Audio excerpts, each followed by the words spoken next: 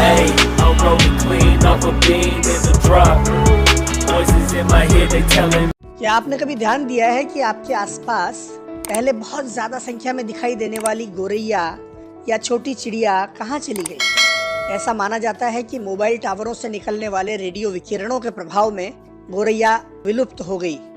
बहरहाल 4G तक की दूरसंचार तकनीकों के मामले में कम से कम इतना ज़रूर कहा जा सकता है कि उनसे इंसानों को बहुत ज़्यादा नुकसान नहीं पहुंचा। लेकिन क्या यही बात 5G के मामले में भी कही जा सकती है? आइए जानते हैं।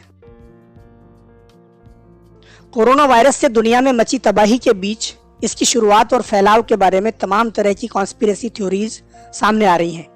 ऐसी ही एक थ्योरी ये है कि ये वायरस कुछ नहीं है, बल्कि असल में 5G दूरसंचार तकनीक ने लोगों को बीमार किया है, जिसे कोरोना वायरस के संक्रमण का नाम दिया जा रहा है। हम ये साफ कर देना चाहते हैं कि ये थ्योरी हमारी दी हुई नहीं है और ज़रूरी नहीं कि हम इसमें विश्वास करें, लेकिन हम एक जागरूक YouTube चैनल के तौर पर वो जानकारी लोगों तक पहुंचा रहे हैं जो पूरी दुनिया में फैल रही है और जिसे अनेक डॉक्टरों, वैज्ञानिकों, नेताओं और सेलिब्रिटीज़ ने भी माना है। 5G के बारे में कई चिंताएं पिछले 2 साल से फैल रही हैं, जिनकी चर्चा भी हम इस वीडियो में विस्तार से करेंगे। क्या 5G दूरसंचार तकनीक कोरोना वायरस को फैला सकती है? एक मशहूर हॉलीवुड सिंगर एन मैरी ने कहा है कि चीन में नवंबर 2019 में 5G को लॉन्च किया गया था और उससे फैले खतरनाक इलेक्ट्रोमैग्नेटिक रेडिएशन ने ही कोरोना वायरस फैलाया है। सोशल मीडिया पर अनेक लोगों ने कहा है कि कोरोना वायरस जैसी कोई चीज़ है ही नहीं। बेल्जियम के एक डॉक्टर क्रिस वॉन करखोवेन ने बेल्जियम के अखबार हेत लास्ते न्यूज़ को दिए इंटरव्यू में कहा था कि 5G न सिर्फ खतरनाक है, बल्कि वो कोरोना वायरस से जुड़ी हो सकती है।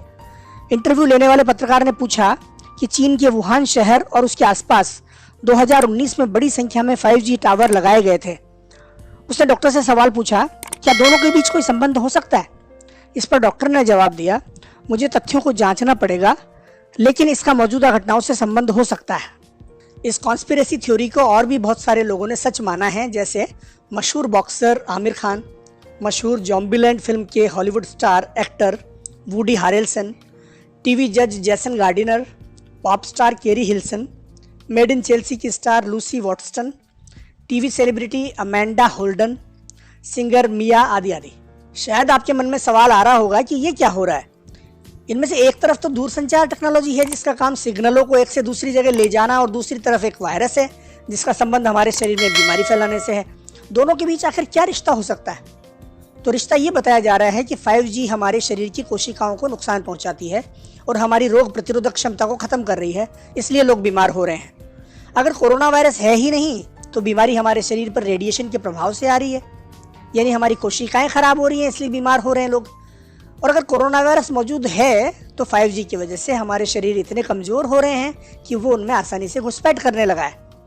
सवाल यहाँ आकर ठहर जाता है कि क्या 5G का रेडिएशन आयोनाइजिंग है या नहीं। आयोनाइजिंग का मतलब है हमारे शरीर की कोशिकाओं को विभाजित करने वाला, उन्हें ध्वस्त करने वाला। हालांकि प्रायः ऐसा माना जाता है कि ये नॉन आयोनाइजिंग है, लेकिन अनेक वैज्ञानिकों की धारणा इसके विपरीत है, जो ये मानते हैं कि नॉन आयोनाइजिंग होते हुए भी ये हमारी शरीर की कोशिकाओं को नुकसान पहुंचाता है। आइए 5G के संभावित खतरों के बारे में विस्तार से जानने के लिए आपको फ्लैशबैक में ले चलते हैं। यानी 40 देशों के 180 से ज़्यादा वैज्ञानिकों और डॉक्टरों ने इस वायरलेस तकनीक के खतरों पर आवाज़ उठाई है। ऐसा माना जाता है कि 5G फास्ट इंटरनेट तो देगी, लेकिन उसके साथ ही साथ कैंसर जैसी बीमारियां भी दे सकती है। नॉलेज अनलिमिटेड के आज के एपिसोड में हम जानते हैं कि 5G के हानिकारक प्रभावों के बारे में जो चिंता जताई जा रही है उसमें कितनी सच्चाई है। भारत, रूस, चीन और अमेरिका को 5G टेक्नोलॉजी को जल्दी से जल्दी शुरू करने की न जाने क्या जल्दी पड़ी है, क्योंकि दूसरी तरफ 40 देशों के 180 से ज़्यादा वैज्ञानिक और डॉक्टर इस तकनीक के खतरों को लेकर चिंतित हैं।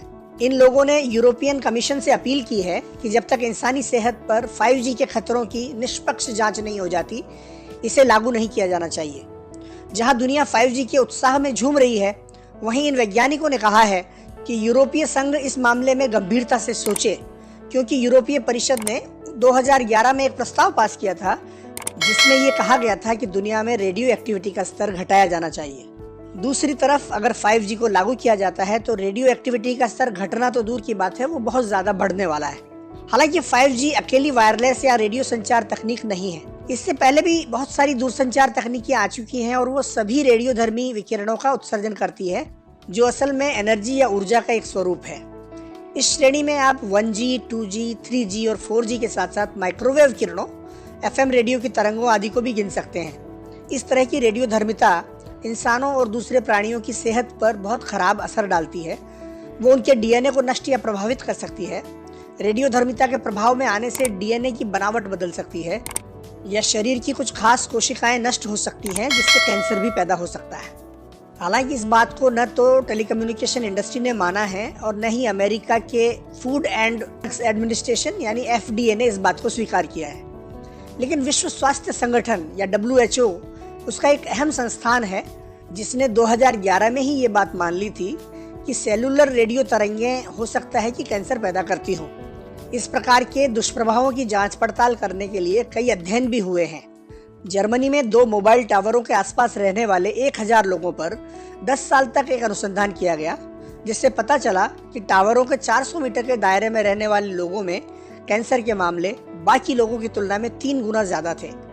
ऐसे और भी बहुत सारे अध्ययन हुए हैं, लेकिन एक बात तो आप भी मानेंगे कि हमारे अपने देश में ही सेलुलर टावरों का जाल बिछने के बाद नन्ही गोरैया न जाने कहाँ गायब हो गई है। आशंका है कि उनकी संख्या घटने के पीछे मोबाइल फोन की रेडियो तरंगों की भूमिका है। पिछली दूरसंचार तकनीकों की तुलना में 5G को लेकर आशंकाएं और डर कहीं ज्यादा है। इसकी वजह यह है कि 4G और पिछली तकनीकों की तुलना में 5G की तरंगों की आवृत्ति या फ्रिक्वेंसी बहुत ज्यादा है। जहां 4G टेक्नोलॉजी की रेडियो तरंगों में ये दर 6 गीगाहर्ट्ज के करीब थी, वहीं 5G में ये 30 से 300 गीगाहर्ट्ज तक होगी। एक तरफ तो इसकी वजह से डेटा ट्रांसफर की रफ्तार 4G की तुलना में 60 से 120 गुना बढ़ जाएगी, वहीं दूसरी तरफ ये हमारी सेहत पर भारी पड़ने वाली है। ज्यादा फ्रिक्वेंसी वाली तरंगें सजीवों की सेहत पर ज्यादा घातक असर डालती हैं, जैसे इंसान, जानवर, मछलियां आदि आदि। आशंकाओं की एक और अहम वजह है 5G की तरंगें, जिन्हें मिलीमीटर तरंगें कहा जाता है, अपने रास्ते में आने वाली रुकावटों जैसे दीवारों, पेड़ों आदि को पार नहीं कर सकती। इसकी वजह से शहरों और गांवों में इनके सघन जाल बिछाने होंगे। शायद हर 200 या 300 मीटर के दायरे में एक मोबाइल टावर होगा। इसका मतलब ये हुआ कि न केवल ऐसे टावर आपके काफी करीब होंगे, बल्कि बहुत सारे होंगे, और उन सब से निकलने वाले विकिरण भी बहुत ज्यादा मात्रा में आप तक पहुंच रहे होंगे। हमारी त्वचा, आंखों और तंत्रिका तंत्र पर इसके दुष्प्रभाव पड़ सकते हैं। वैज्ञानिकों के अनुसार ये किरणें हमारी त्वचा के द्वारा सोख ली जाएंगी, जिससे शरीर का तापमान बढ़ जाएगा। बहरहाल ज्यादा बड़ी चिंता इनसे कैंसर के पैदा होने को लेकर है।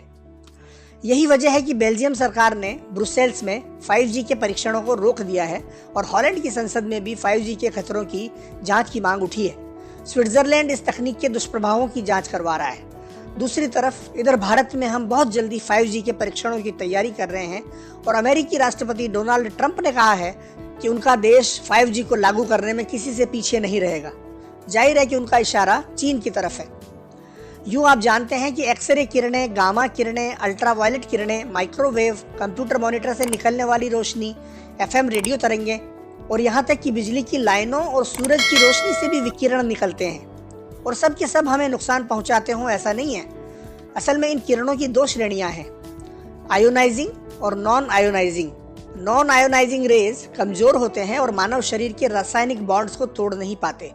सूर्य की रोशनी, बिजली लाइनें, FM रेडियो, वाईफाई आदि को इसी श्रेणी में गिना जा सकता है। हालांकि माइक्रोवेव इसी श्रेणी में होने के बावजूद सुरक्षित नहीं है। दूसरी तरफ अल्ट्रावायलेट या पराबैंगनी किरणें, एक्सरे, गामा किरणें आदि आयोनाइजिंग होती हैं और उनमें अणुओं को विभाजित करने लायक ऊर्जा होती है। जाहिर है कि वे हमारे शरीर की कोशिकाओं पर असर डालती हैं। इसीलिए तो कहा जाता है कि हमें बार बार एक्सरे नहीं करवाने चाहिए। 5G जैसी दूरसंचार तकनीकों के विकिरण नॉन आयोनाइजिंग की श्रेणी में आते हैं। उस लिहाज से इन्हें हमारे लिए सुरक्षित होना चाहिए। लेकिन एक तथ्य ध्यान देने योग्य है, और वो ये कि एक्सरे तो हम महीनों में एक बार कराते हैं, लेकिन 5G के विकिरण 24 घंटे हमारे साथ और आसपास होंगे। एक तरफ मोबाइल टावर, दूसरी तरफ घरों में लगे राउटर और मोबाइल फोन। क्या इतनी अधिक मात्रा में होने के बावजूद ये विकिरण हमारे लिए सुरक्षित रहेंगे? ये सवाल मैं आपके मंथन के लिए छोड़ता हूँ। दोस्तों, उम्मीद है कि आपको ये वीडियो पसंद आया होगा। यदि पसंद आया हो तो कृपया इसको लाइक करना और एक कमेंट करना न भूलें। यदि आप आगे भी इस तरह के वीडियो देखने में दिलचस्पी रखते हो तो हमें सब्सक्राइब करना न भूलें, और कृपया घंटी के निशान को भी दबा दें ताकि हम आपको नियमित रूप से हमारे वीडियो के बारे में नोटिफिकेशन भेज सकें। Thank you very much.